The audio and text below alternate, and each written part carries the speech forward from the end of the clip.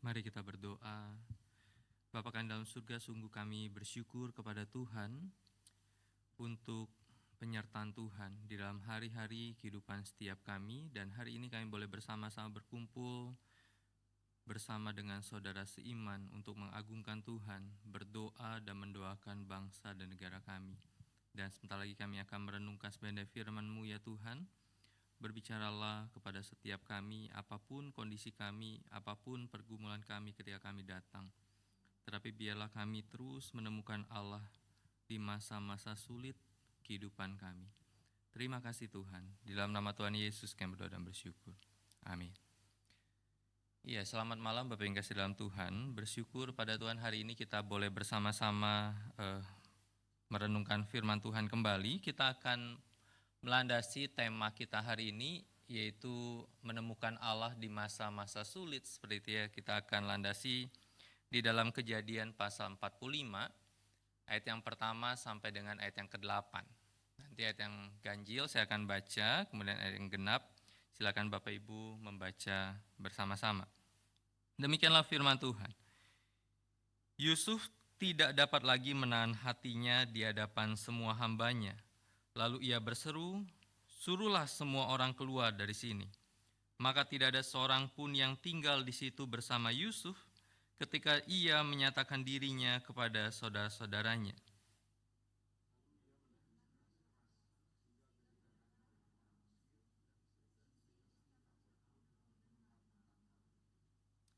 Kata Yusuf kepada saudara-saudaranya, "Aku ini Yusuf, masih hidupkah ayah?" Tetapi saudara-saudaranya tidak dapat menjawabnya, sebab mereka terperanjat ketakutan di hadapannya.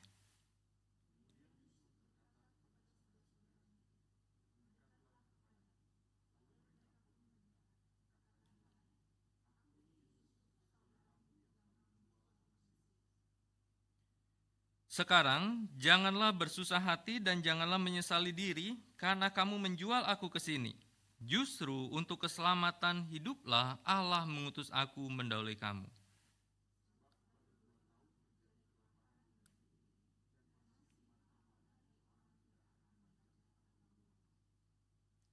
Allah telah mengutus aku mendahului kamu untuk menjaga kelanjutan keturunanmu di bumi dan memelihara hidupmu sehingga banyak yang selamat.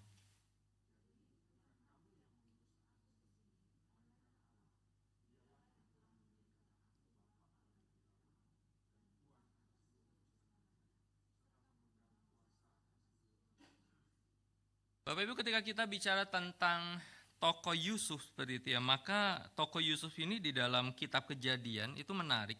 Muncul 13 pasal seperti itu ya. Ketika kita bicara tentang Yusuf, maka itu muncul di pasal 37 dan kemudian sampai dengan pasal yang ke-50. Jadi satu orang di dalam satu keluarga, di dalam sebuah dinamika, maka di sana menceritakan tentang satu tokoh, yaitu Yusuf itu. Bapak, ketika kita bicara tentang Yusuf, apa sih yang menjadi gambaran besar kehidupan Yusuf? Bapak, ketika kita melihat tentang Yusuf di dalam 13 pasal ini, maka kita bisa menemukan tentang kehidupan Yusuf yang penuh dengan kesulitan. Yusuf yang penuh dengan tantangan. Kesulitan dan tantangan seperti apa? Kalau kita ingat ketika Yusuf ada di rumah ayahnya, maka dia adalah anak kesayangan dari ayahnya. Tetapi anak kesayangan ini ternyata menjadi bagian di mana saudara-saudaranya tidak suka dengan dia. Bahkan Yusuf itu dibenci oleh saudaranya. Bahkan kemudian dia dipaksa untuk menjadi budak. Kemudian kita lanjut bagaimana ketika dia digoda oleh istri Potifar, ketika istri Potifar itu ingin berzina dengan dia. Kemudian dia dipenjarakan secara tidak adil. Dia dipenjarakan di dalam fitnah dari istri Potifar dan kemudian dipenjarakan tanpa sebuah proses pengadilan waktu itu. Bapak Ibu, itulah peristiwa di mana 13 sampai 14 tahun masa-masa yang sulit yang dialami oleh Yusuf. Dia menjalani sebuah kehidupan yang sangat berat dan hal itu menghadirkan banyak godaan di dalam hidupnya. Sehingga ketika suatu hari ketika Firaun itu bermimpi, maka dia bisa menafsirkan mimpi itu.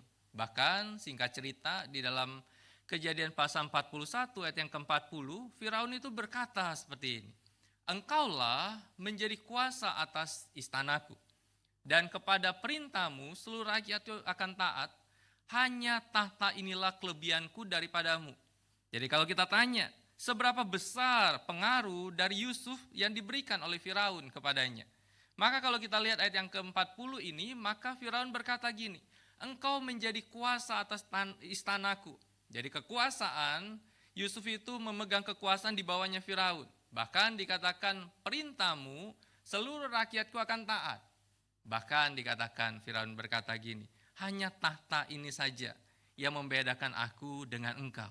Bapak Ibu, luar biasa dari seorang yang punya kisah kelam, dari seorang yang keluar, yang masuk penjara, dari seorang yang dibenci saudaranya, menjadi seorang yang ditinggikan oleh Tuhan, dan dipakai oleh Tuhan menjadi penguasa kedua di Mesir itu. Bahkan kita bisa melihat bahwa Yusuf itu diberikan tanggung jawab dan kuasa atas hampir semua urusan Firaun di Mesir.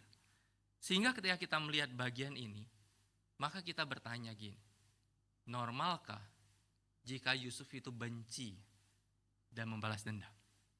Normalkah dari seorang yang sudah dijual oleh saudaranya, dari seorang yang sudah dibenci oleh saudaranya, menjadi seorang yang nomor 2 di dalam kerajaan Mesir, normalkah ketika Yusuf itu ketemu dengan saudaranya, dia punya kebencian dan balas dendam? Normal nggak? Kadang ada orang kalau di dalam film-film silat gitu ya, maka kalau orang kalah tarung, seperti kalah silat, kalah duel, dan kemudian dia belajar ilmu silat lebih tinggi lagi dengan satu tujuan. Kalau saya lebih jago dari dia, saya akan mengalahkan dia.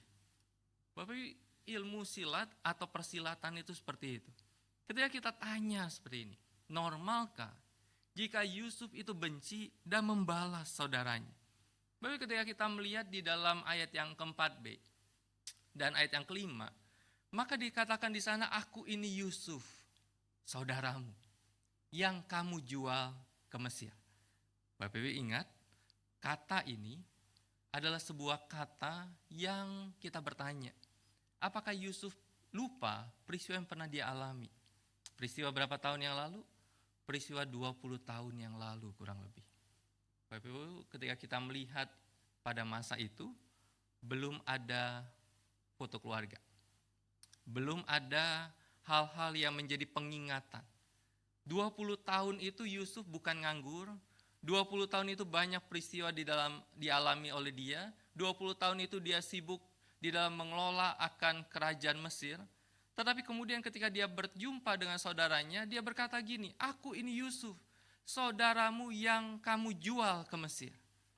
Bapak Ibu, memori ketika bicara tentang peristiwa 20 tahun lalu, ketika dia dijual oleh saudaranya, masih dia ingat. Bahkan dia ulang lagi dalam ayat yang ke-5 ketika dia katakan, karena kamu menjual aku ke sini. 20 tahun lalu, di tengah-tengah segala jatuh bangun dia, di tengah-tengah segala dia keluar masuk penjara, di tengah-tengah dia disalah mengerti, dia ingat peristiwa 20 tahun lalu. Bahwa dia pernah dijual oleh saudara-saudaranya. Sehingga ketika kita melihat kata jual di sini, menarik. Jual di sini menggunakan kata makar di situ. Menjual, menyerahkan untuk dijual, menjadikan seseorang sebagai barang dagangan untuk dijual. Sehingga ketika Yusuf berkata, engkau menjual aku dulu ke Mesir. Aku di sini karena engkau jual aku. Engkau telah menjual aku, engkau telah menyerahkan aku untuk dijual. Engkau menjadikan aku seperti barang dagangan ketika engkau menjual 20 tahun lalu kepada aku. Bapak, ketika kita melihat bagian ini, maka Yusuf itu dijual berapa banyak, berapa besar nominalnya. Maka kalau kita lihat di dalam Kejadian 37 ayat yang ke-28, maka dicatat secara jelas bahwa Yusuf itu dijual 20 shikal, 20 keping perak.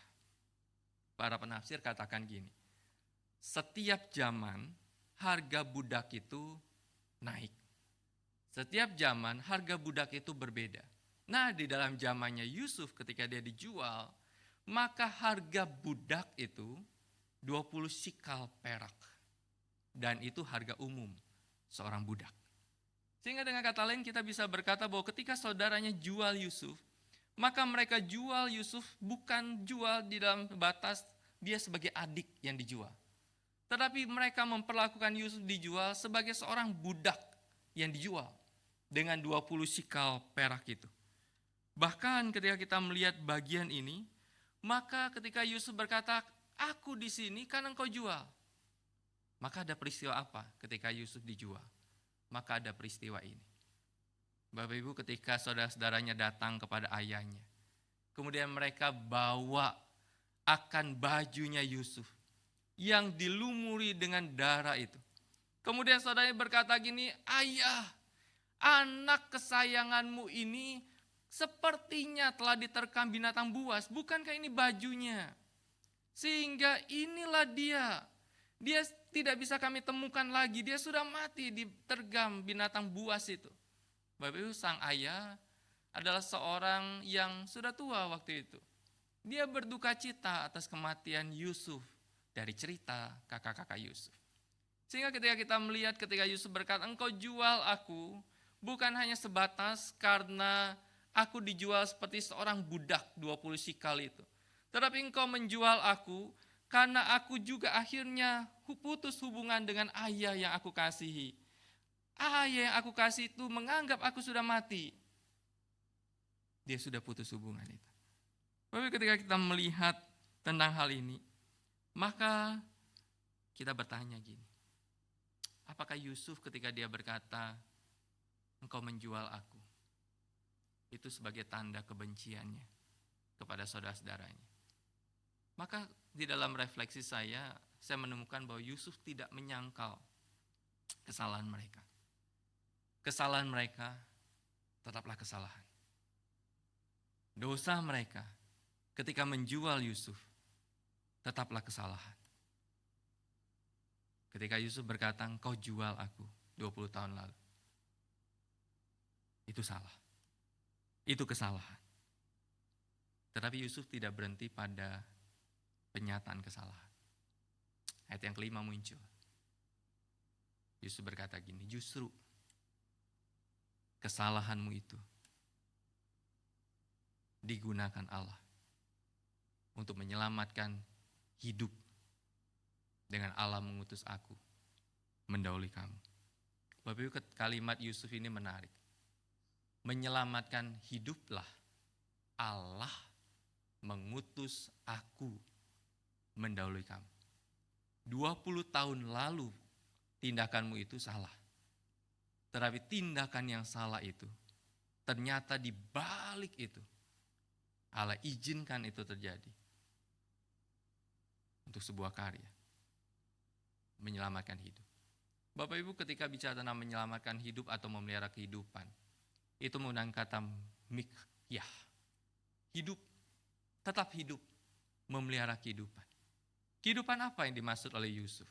Maka kalau kita lihat baca ayat-ayat selanjutnya, maka Yusuf berkata gini, kekeringan ini baru 2 tahun. Dia tahu bahwa kekeringan itu sampai 7 tahun. Sehingga kekeringan itu membuat masyarakat, baik orang-orang Mesir, ataupun orang-orang di sekitar Mesir itu, mengalami kekeringan. Mereka tidak punya makanan. Sehingga Allah utus aku ke Mesir. Allah izinkan aku mengalami semuanya peristiwa itu. Allah berikan aku posisi sebagai orang kedua Mesir untuk memelihara kehidupan supaya orang-orang tetap hidup. Bapak, kalau kita ingat bagaimana ketika Yusuf itu memberikan jawaban atas mimpi dari raja itu, maka raja itu bertanya, siapa yang akan menjadi orang yang melaksanakan itu? Bapak Ibu, Yusuf dipanggil supaya orang-orang di sekitar tetap hidup untuk memelihara kehidupan. Bahkan dia katakan mengutus, salak, mengutus, mengirim, menyuruh seseorang pergi dengan suatu tujuan. Sehingga Yusuf berkata gini, Allah telah mengutus aku 20 tahun sebelum peristiwa kekeringan itu terjadi. Supaya kamu bisa hidup, orang-orang bisa hidup, dan dia mengutus aku dengan satu tujuan, memelihara hidup kalian. Tapi ketika kita melihat bagian ini, maka pertanyaannya gini, apakah Yusuf menyadari tentang karya Allah dalam hidupnya setelah dia mendapatkan kelimpahan dan kenyamanan hidup? Bapak Ibu, apakah perkataan Yusuf ketika dia katakan Allah sesungguhnya mengutus aku memelihara kehidupan setelah dia mendapatkan kelimpahan dan kenyamanan hidup itu? Atau sebelum itu pun dia menyadari perannya Tuhan yang senantiasa hadir di dalam setiap situasi kesulitan yang dia alami? Bapak Ibu, ketika kita bicara tentang hal ini, maka kita coba berhenti di dalam refleksi ini. Bapak Ibu, ketika kita mengalami berbagai kesulitan hidup, permasalahan kehidupan, saya pikir kita semua yang hadir di tempat ini, kita semua pasti mengalami berbagai kesulitan, berbagai tantangan. Beberapa waktu ini gereja kita beberapa berita duka seperti itu ya.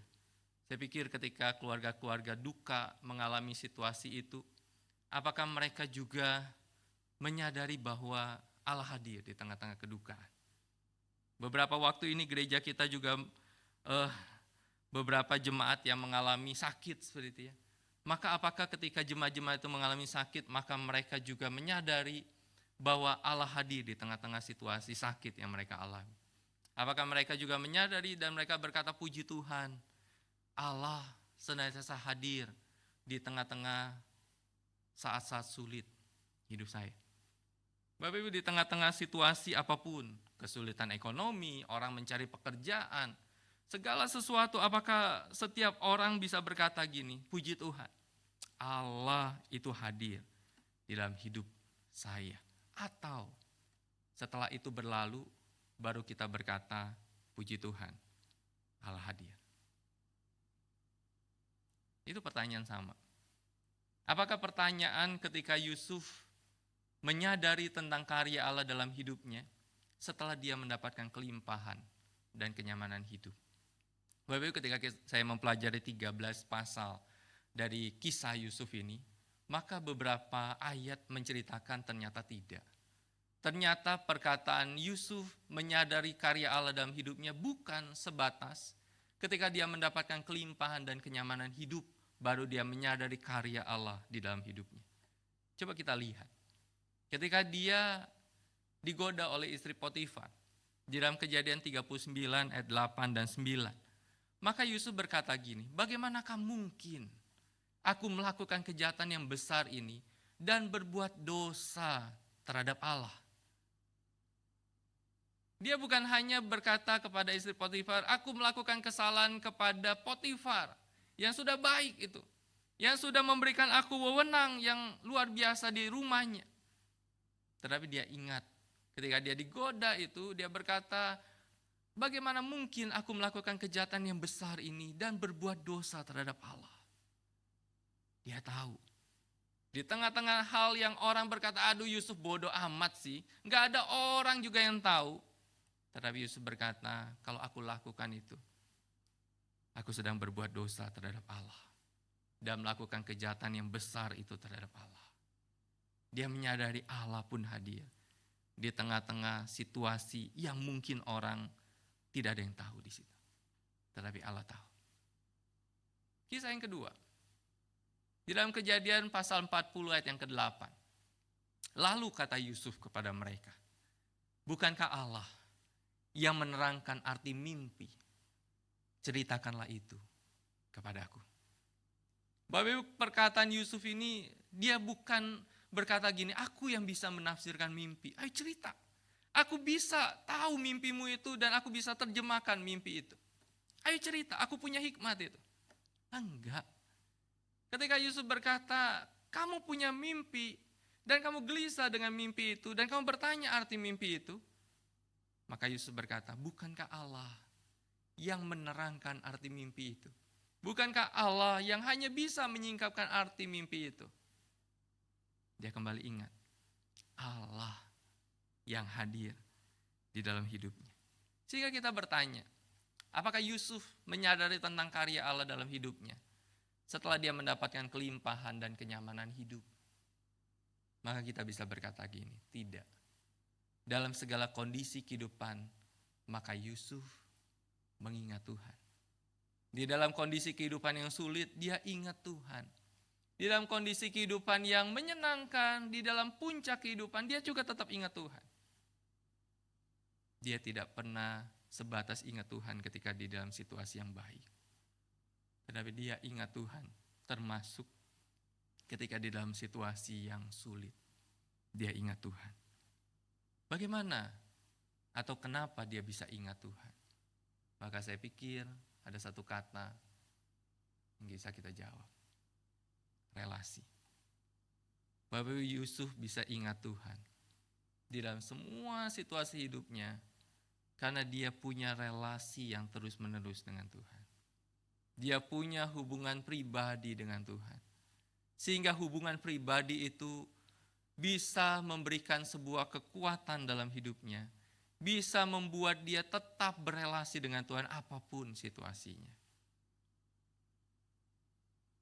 Bapak Ibu, di dalam Alkitab ada beberapa tokoh yang terlihat jelas bagaimana mereka punya relasi secara pribadi dengan Tuhan. Daniel misalkan. Daniel punya relasi, dicatat dia berdoa berapa kali dalam satu hari. Bahkan ketika titah raja tidak boleh berdoa memohon selain kepada raja, Daniel tetap berdoa. Tetapi Yusuf, seingat saya, tidak tertulis di situ. Tetapi saya pikir dan saya yakin ketika Yusuf mengingat tentang Tuhan, dia tahu tentang karya Tuhan karena di dalam sebuah relasinya dengan Tuhan. John Piper di dalam artikelnya What Does It Mean to Have a Relationship with God? Beliau berkata seperti ini. Setidaknya 3 hal yang bisa membuat relasi kita terjadi dengan Tuhan. Yang pertama adalah hubungan dengan Allah terjadi secara paling mendasar oleh Roh melalui firman. Jadi kalau kita mau punya relasi dengan Allah, maka tidak lain tidak bukan. John Piper katakan, kamu harus punya dasar itu, yaitu melalui firman. Di luar itu, kamu gak tahu akan kebenaran. Tetapi melalui firman, kamu tahu kebenaran. Dan kamu punya relasi dengan Tuhan, Sang Pemberi firman itu. Kemudian yang kedua, John Piper berkata gini. Hubungan itu terjalin dalam persekutuan ini. Dia dengan kita dan kita dengan dia. Allah dengan kita dan kita dengan Allah. Dan itu relasi yang terus-menerus terjadi. Yang ketiga, John Piper berkata, dan begitulah cara Anda berjalan bersama Allah dari saat ke saat dalam menjalani hidup ini. Jadi John Piper ingin katakan gini, kalau kamu ingin punya relationship with God, maka kamu harus landasi hidupmu di dalam kecintaanmu kepada firman itu. Kamu harus punya relasi secara pribadi kamu dengan Tuhan, secara pribadi. Bukan orang tuamu dengan Tuhan dan kamu kena efek di situ. Enggak. Tetapi kamu dengan Tuhan, suamimu dengan Tuhan, istrimu dengan Tuhan, anakmu dengan Tuhan. Dan Tuhan dengan kamu, dengan istrimu, dengan anakmu, dengan suamimu. Dan kemudian kamu berjalan bersama dia dari saat ke saat dalam menjalani hidup ini. Bapak Ibu, ketika kita melihat bagian ini, maka kita bisa berkata gini, dalam setiap keadaan hidup kita, maka hidup kita akan senantiasa mengalami pergumulan. Akan mengalami saat-saat sulit. Lalu kan ya, kadang kalau kita bawa kendaraan gitu, kita udah hati-hati, tiba-tiba kita ditabrak mobil, ditabrak motor, kendaraan kita. Sudah hati-hati tuh.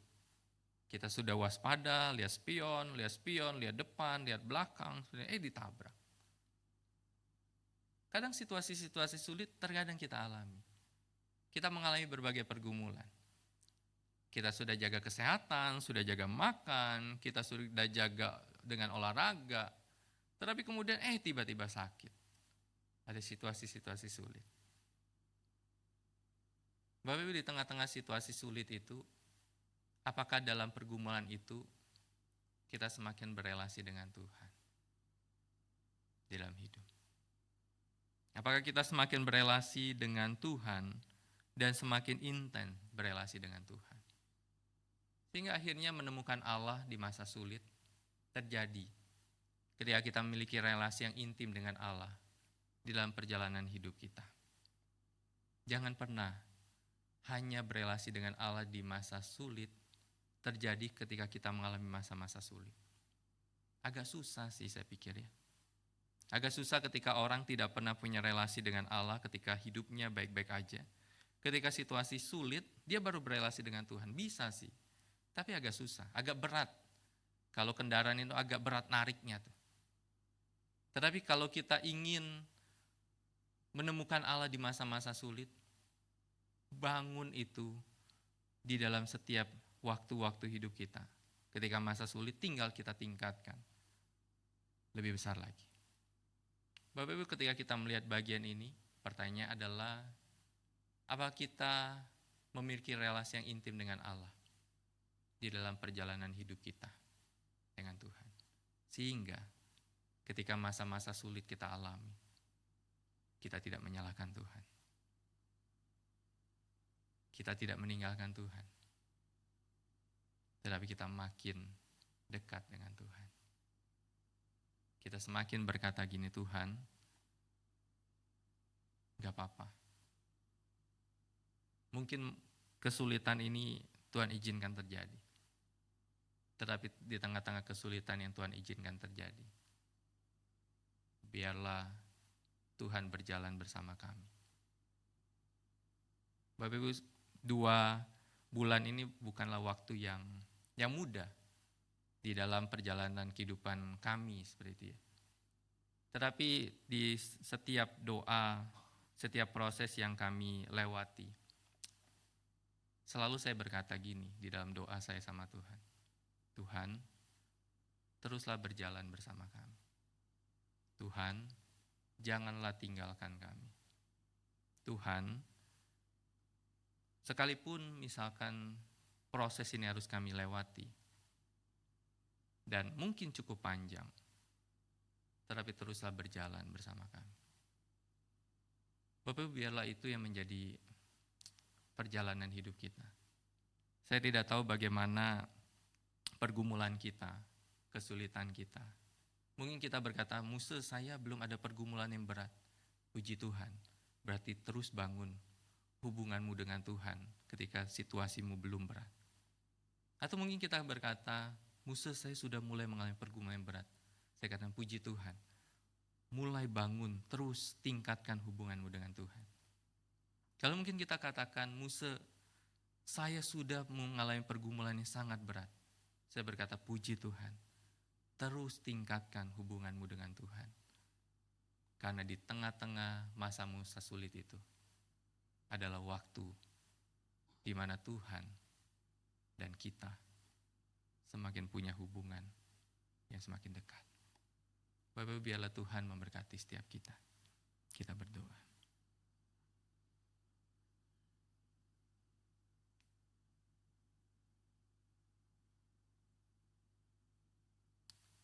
Bapak, setiap kami tidak ada yang ingin mengalami masa-masa sulit.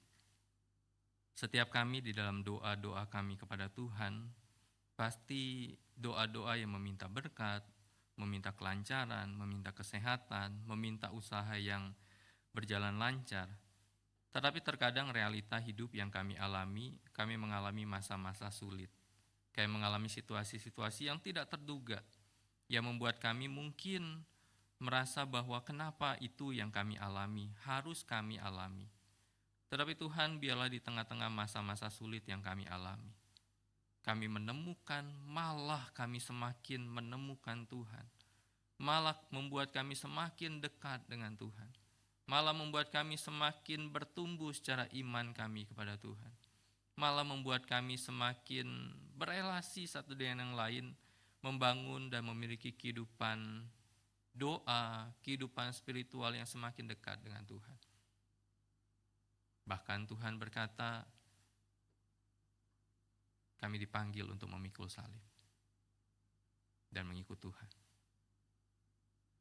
Dan biarlah ketika kami memikul salib, kami tahu kami tidak sendirian, bukan dengan kekuatan kami, tetapi dengan kekuatan Tuhan dan penyertaan Tuhan. Tuhan terima kasih. Di dalam nama Tuhan Yesus kami berdoa dan bersyukur. Amin.